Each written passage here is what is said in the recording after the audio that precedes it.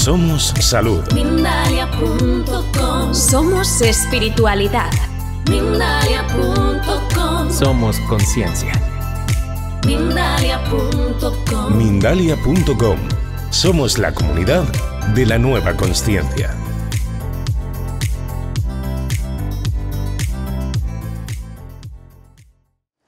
Inauguramos mes y nos adentramos en una de esas épocas del año en la que nos vemos imbuidos en una vorágine de compras, de cenas de Navidad, de visitar a los belenes de turno o de ver a ese familiar que solo vemos una vez al año, además de un sinfín de tradiciones que nos pueden resultar más o menos apetecibles. Por ello, me gustaría agradeceros a todos los que estáis aquí, a los que habéis venido en una tarde como la de hoy, a este, podríamos decir, oasis de tranquilidad que nos permitirá serenarnos, relajarnos y ser conscientes de muchos de los aspectos trascendentales que en ocasiones nos pasan desapercibido.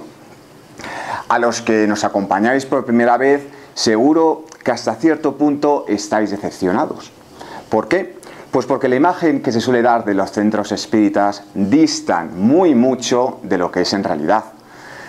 Aquí, bueno, pues no somos más que un grupo de amigos que nos reunimos para estudiar lo que nos dicen los espíritus de forma seria y, como siempre decimos, de forma altruista.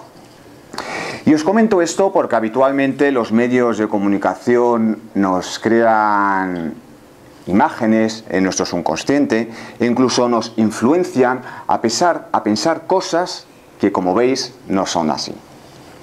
Agradecer también a los habituales que nos visitáis con asiduidad, pues para compartir parte del conocimiento que obtenemos de la mano de los espíritus.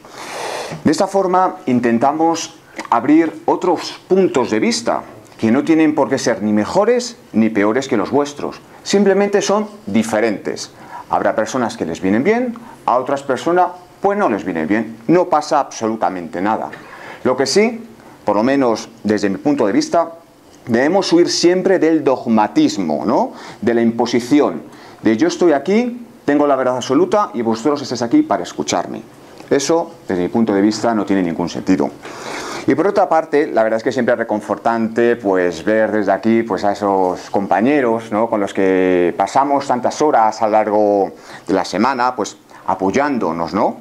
Porque aunque parezca mentira, pues el subirse aquí, aunque sea para mí, que aparento ser muy tranquilo, pero no lo soy para nada, ¿no? Pues siempre pues son muchas semanas de preparación, de saber transmitir las palabras que tenemos en la mente, transmitirlas de forma lúdica, ¿no? Que se queden en el colectivo. No nos basamos en leer un libro y ya está, porque para eso nos leemos un libro y ya está, sino intentamos comunicar de la forma más amena posible pues muchos preceptos que nos comunican los espíritus. Muchas veces esas caras amigas, esos compañeros, pues bueno, digamos que no es recíproco habitualmente, pero bueno, cada uno sabrá cómo se comporta. Hace unos meses iba yo andando por la calle y de repente empezaron a llamarme. Yo en esos casos, la verdad es que siempre me hago el sueco. Digo, bueno, no irá conmigo.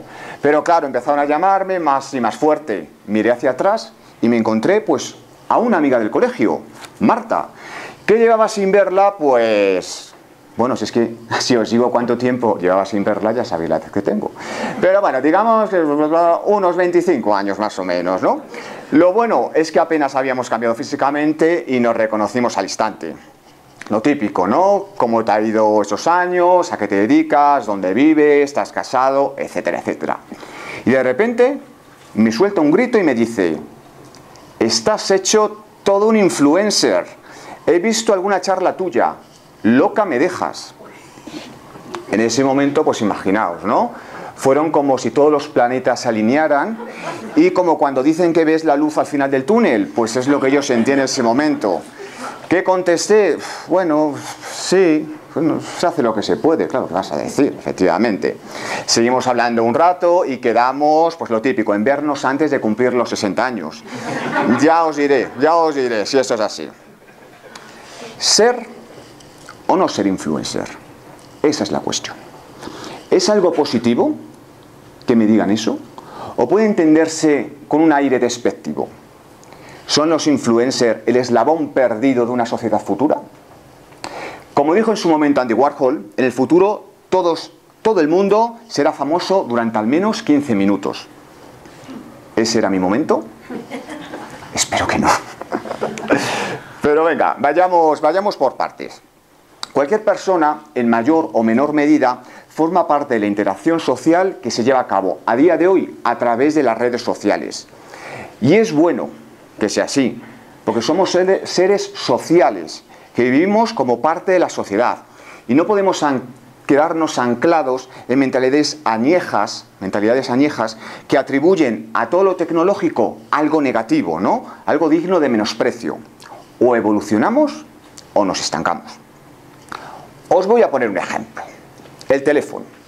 El teléfono llegó a España por primera vez a mediados del siglo XIX, pero no fue hasta mediados del siglo pasado cuando, bueno, se empezó a popularizar pues, en todos los hogares de nuestro país.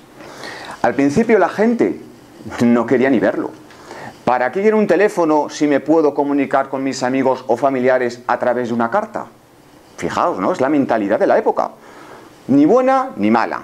Tampoco podemos valorarla con los parámetros que tenemos ahí. Pero nos da una idea del miedo constante que tenemos respecto al cambio, hacia aquello que desconocemos y que en muchas ocasiones provoca que nos anclemos en nuestra zona de confort. Por todo ello, puedo afirmar que las redes sociales a día de hoy son una forma de relacionarse con los demás, de entrar en contacto con nuestros semejantes. Y como todo, depende de nosotros el buen o mal uso que hagamos de ellas. A lo que íbamos. Desde la aparición de las redes sociales, pues una parte de nuestra vida es pública. Nuestras vacaciones, dónde hemos ido el fin de semana, qué película hemos ido al cine a ver, o qué disco hemos escuchado. ¿Os habéis dado cuenta la cantidad de grupos de WhatsApp que hay exclusivamente para dar los buenos días y las buenas noches? Los que me conocéis ya sabéis que huyo de eso. Buenos días, buenos días, buenos días. Ya sé que es de día, ya lo sé. Vale, ya está. Si tienes algo que decir, pues hablamos tranquilamente. Pero bueno, de la misma forma que compartimos rasgos de nuestra propia vida, también descubrimos rasgos de otras personas. Personas que ya conocíamos o personas que acabamos de conocer. No me gustaría decir que las redes sociales han dado voz a todos nosotros, porque mucho antes de su aparición nosotros ya nos comunicábamos, nosotros ya hablábamos unos con los otros. Pero es cierto que nos ha acercado a la gente, hemos encontrado a personas que nos escuchan. Las redes sociales nos permiten entrar en contacto con todo aquello que nos interesa o que nos es afín. Seguro que algunas veces os han aparecido mensajes en vuestras redes sociales del tipo: personas que quizás conozcas, o si te ha gustado esta serie, seguro que te gustará esta otra. Y es que eso es para mí lo más importante de las redes sociales, ¿no? Que nos permite conocer a personas con aficiones y personalidades similares a las nuestras. Personas que debido a la distancia física o geográfica, de otra forma, pues posiblemente no hubiera sido posible. Hay personas, es cierto, que por diferentes razones, ya sea por compartir sus aficiones, por su habilidad a la hora de comunicar, por tener una serie de conocimientos muy exhaustivos sobre determinado tema, pues han logrado reunir a una serie de seguidores y llegando a crear comunidades. Quiero pensar que gracias a sus habilidades comunicativas. Quiero pensar. En ocasiones incluso reúnen a millones de personas. ¿De quién estamos hablando? De los influencers. Debido a ello, pues bueno, pues las marcas no tardaron en aprovecharse de esto, ¿no? Marcas, influencers, siempre han ido de la mano. ¿Por qué? Porque se benefician de forma recíproca. Las personas de a pie tendemos a confiar más en marcas en concreto si están asociadas a alguna persona que nos merecen cierto respeto. Y eso se lleva utilizando desde que se inventó la publicidad. Los influencers aparecieron en el contexto en el que la televisión y los medios de comunicación tradicionales se encontraban y se encuentran en una crisis de credibilidad. A día de hoy, la reputación, por ejemplo, de un restaurante depende de los consumidores. Una mala o buena crítica puede hacer que un negocio vaya al alza o tenga que cerrar. Sé de antemano que el término influencer pues está denostado a día de hoy, ¿no? Personas más o menos jóvenes, sin oficio ni beneficio, que se pasan el día sin hacer nada, haciéndose fotitos y bailando. Puede que sea así, o puede que no. Por todo ello, mi cometido en la conferencia de hoy es la de conocer de forma empírica y contrastada el cómo una sociedad como la que vivimos, nos encontramos imbuidos en una serie de elementos que nos influencian en nuestro día a día, evitando caer en los prejuicios propios del desconocimiento y teniendo siempre una visión positiva. Es lo que yo digo siempre: si algo no te gusta, pues no lo veas, no te hace ningún mal, no pasa nada. Y que demos un paso más allá y confrontemos todo lo dicho con la influencia de los espíritus, que los espíritus puedan tener en nuestro día a día. Porque tanto a nivel físico como a nivel espiritual, muchas veces nuestros actos y pensamientos son consecuencia de esas influencias. Influencias del mundo material e influencias del mundo inmaterial. Pero venga, vayamos poco a poco desgranando algo en apariencia tan inofensivo e incluso divertido como puede ser el término influencia social. La influencia social ocurre cuando las emociones, las opiniones y los comportamientos nos afectan. Podemos pensar que esto no es algo común. Uy, a mí es que no me influye nadie. Yo estoy muy por encima de todo eso. Sin embargo, ya os digo desde ahora que la influencia social está continuamente presente en cada una de nuestras vidas. Desde que entramos en un supermercado y la vendedora intenta vendernos determinado artículo, la compañía de trabajo que nos comenta cuál es la mejor forma de hacer empanadillas, los amigos que van a decirnos qué música tenemos que escuchar, o esa pareja que nos aconseja sobre determinado vestuario. Así que podemos decir que a través de una gran cantidad de situaciones nos van a intentar influenciar. La influencia social, por lo tanto, es un tema de gran calado en la psicología social actual, ¿vale? Que nos va a ayudar a desentrañar qué se esconde tras la amigable cara de la figura del influencer y cómo una sociedad como la actual se lucra de tales figuras. Este tipo de estudios se llevan usando desde hace mucho tiempo y nos ayudan a explicar, por ejemplo, actos tan horrorosos como los cometidos durante el nazismo o los comportamientos de ciertos, ¿cómo decirlo?, de ciertas personas que pasaron de un bando a otro en las diferentes confrontaciones históricas. Pero para llegar a lo que conocemos a día de hoy como influencia social, a lo largo de estas últimas décadas se han llevado a cabo un sinfín de estudios y experimentos. Como resultado, rompieron las creencias preconcebidas al respecto, puesto que ya veréis que son, en muchos casos, difícilmente asumibles, porque nos ayudará a comprender cómo funciona el cerebro ante determinada influencia. Vamos a empezar a hablar del experimento de Cialdini, ¿vale? Cialdini a día de hoy es un famoso investigador en este campo, Roberto Cialdini. Pero antes de ser una figura reconocida internacionalmente, trabajó como vendedor de coches. Y a través de esta constante interacción entre los compradores y los vendedores, descubrió lo que él llamó los 6 factores de influencia, a lo que él coloquialmente denominaba las armas de la influencia. Vamos a ir desarrollando cada uno de estos principios y me gustaría que mientras que lo estuviéramos comentando pensarais si vosotros habéis vivido alguna situación parecida. ¿De acuerdo? Yo personalmente las he vivido todas. ¿Para qué vamos a engañarnos? Pero a ver si a título personal podemos ir desarrollando esto. Venga, empezamos con el primer principio, el principio de reciprocidad. Fijaos, las personas tenemos la necesidad de devolver los favores.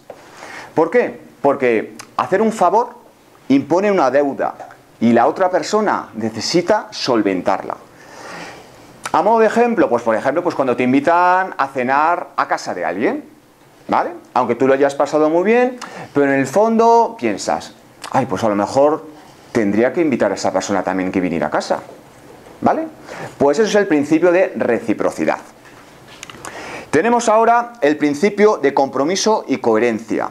Ser y parecer coherente con las declaraciones o con los actos que hemos llevado a cabo con anterioridad. A ver si con este ejemplo lo comprendemos. Imaginaos, nos vamos a comprar un piso y nos dicen que el precio tiene determinado valor. Perfecto. Lo típico, ¿no? Vamos al contrato de arras, vamos ante notario y nos comenta que debido pues, a una serie de gastos imprevistos, el nuevo precio del piso es un poquito superior. Habitualmente, como es tan solo un poquito superior, como hemos dicho que sí y nos habíamos comprometido a ello, y por ser coherente, lo más probable es que aceptemos ese nuevo precio. Vayamos con el tercer principio, principio de validación social, es decir, el sentirse incluido. Aquello que hace un gran número de personas tiende a considerarse como válido. Si a mí se me estropea la lavadora y todos mis amigos me dicen que compre determinada marca, ni me lo pienso, la compro. ¿Por qué? Porque tendemos a considerar una verdad absoluta aquella de la que nos rodeamos. Cuarto, principio de autoridad, muy curioso este. Las explicaciones dadas por aquella persona considerada importante parecen más creíbles que la del resto. Vamos a ver un ejemplo práctico también. Imaginaos, un viernes dan aquí la conferencia, pues un chavalito de 25 años y un hombre de 80 años. Aunque la conferencia sea exactamente igual, aquella persona que tiene más edad se le considerará más fiable, se le considerará más importante. Incluso aunque la conferencia de esa persona con determinada edad sea mucho más inferior que el del chico de 25 años. ¿Por qué? Porque consideramos válido a aquellas personas que nos infunden cierto respeto. Muchas veces independientemente del conocimiento que tengan. El punto número 5, el principio de simpatía. Cuando existe atracción física, y digo física, no sexual, física, es más fácil convencer a alguien. Y esto es que está estudiado. Fijaos qué curioso. Se hizo un estudio y se llegó a la conclusión de que las mujeres más atractivas tienen menos posibilidades de ser arrestadas y condenadas que las menos atractivas. Eso es así. Por eso, si os fijáis, cuando salen en televisión esos juicios tan mediáticos, pues el cómo se viste la mujer o el hombre es muy importante, precisamente por el principio de simpatía. Y vamos al último, el principio de escasez muy presente a día de hoy. La percepción de escasez genera demanda. Cuando un producto se presenta como algo limitado, exclusivo, aunque sea un poquito más caro, no nos importa, porque nos cambia la actitud de la compra. Por tiempo limitado, aumenta la demanda de dicho producto. Y eso lo hemos podido ver la semana pasada con todo este tipo de ofertas a los cuales pues, nos hemos visto imbuidos. Así que yo creo que estos tres principios me parecen curiosos de tener en cuenta. Muy bien, vamos a otro estudio que se hizo, es una técnica de persuasión que se llamó el pie en la puerta. Esta técnica consiste en llevar a cabo una pequeña petición que la gente aceptará para luego realizar una petición todavía mayor, que era la petición real, pero hemos ido poquito a poco. Vamos a un ejemplo, fijaos, en 1966 Friedman and Freedom realizaron un experimento que llamó el pie en la puerta. Pidieron a varias personas que colocaran en el jardín de su casa un gran cartel que pusiera conduzca con cuidado. Pues fijaos, solo accedió el 17%. A otro grupo de personas se les pidió que firmaran un documento a favor de la seguridad vial. ¿Vale? Pues ya os digo que prácticamente todos dieron el visto bueno. ¿Qué ocurrió? Que semanas más tarde a estas personas que habían firmado dicho documento se les comentó que pusieran en el jardín de su casa el cartel. Pues en ese caso accedieron el 55% de las personas. Es decir, ante un pequeño compromiso es a futuro más fácilmente que aceptemos un compromiso mayor. ¿Vale? Lo típico que dice el refrán, lo que más son los refranes, te coges la manga y te llevas, pues eso, ¿vale? ¿Me entendéis? ¿Cómo dice el refrán? No sé cómo dice. Cogerse la manga y llevárselo todo. Bueno, eso es, exactamente. ¿Vale? Como veis, los refranes no son muy fuertes. Venga, y nada, vayamos al último experimento, al experimento de Hash y de la conformidad social. Otro de los estudios clásicos que vamos a ver es el elaborado por Salomon Hash en 1956. A ver si lo explicamos correctamente. Este investigador reunió a un grupo de personas, ¿vale? Y se le enseñó la primera fotografía que tenemos ahí. De todo el grupo de personas, todos eran actores, menos uno. A continuación, se les enseñó la segunda fotografía y se les pidió que se fijaran cuál de las rayas eran iguales a la primera, la A, la B o la C. Todos los actores dijeron que la raya que se parecía a la primera era la B, es decir, algo totalmente incorrecto. Pero claro, aquella persona que se sentía sola, que no podría confrontar sus opiniones, al final acababa aceptando la B como la respuesta correcta. Pese a ser consciente que la respuesta correcta, pues yo creo que es la C, ¿no? Fijaos hasta qué punto la conformidad social es importante. Después de todo esto, ¿seguís pensando de que no sois personas influenciables? Bueno, sigamos avanzando poco a poco. Hasta ahora hemos ido hablando del cambio de las actitudes, pensamientos y comportamientos que nos rigen las influencias, pero no hemos tenido en cuenta un factor, que es las emociones. Pese a la idea general de que las emociones siguen un camino diferente al razonamiento lógico, esto no es tan sencillo. De acuerdo con Antonio Damasio, reconocido neurocientífico portugués, las emociones siempre influyen en el razonamiento, siempre. Es más, si las emociones no influenciaran el razonamiento, las decisiones que tomáramos no serían aceptadas socialmente. Por ejemplo, ahí tenemos el caso, pues no sé, de los psicópatas, ¿no? Personas pues, que no llegan a sentir ningún tipo de empatía. Por tanto, una forma de influencia social que es transversal a todo lo que hemos visto con anterioridad son las emociones. A día de hoy, si veis la televisión, ¿cómo nos venden una colonia? ¿Por su olor? ¿Por los matices que tienen? ¿Por su frasco? No. Te la venden como ¿qué te hará sentir esa colonia cuando te la echas? Y sobre todo, ¿cómo te mirarán los demás? De ahí lo que hablamos, las emociones. Podríamos decir, por lo tanto, que es muy fácil influenciar a los demás. Y por otra parte, es muy fácil ser influenciado. Los grupos sociales y las personas con autoridad, como hemos visto, nos van a influir muchísimo. La mejor forma de gestionar todo esto, pues bueno, conocer los mecanismos y tratar de ser conscientes cuando se están llevando a cabo. Después de toda esta retahíla teórica que, bueno, que puede hacerse un poquito densa, pero creo que es importante, ¿no?, para sentar las bases de todo lo que vamos a hablar y para que logremos comprender cómo funcionan los mecanismos. Vamos a volver al punto de partida, vamos a volver a hablar de los influencers.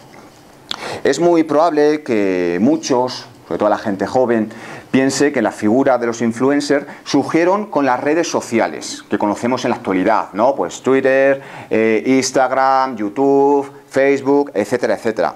Pero la verdad es que esas estrategias del boca a boca o la difusión de persona a persona han sido una de las estrategias de marketing más importantes a lo largo de la historia.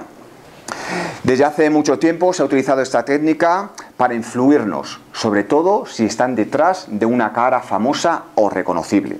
Una cara que nos dé cierta credibilidad. El concepto influencer proviene del término pregón.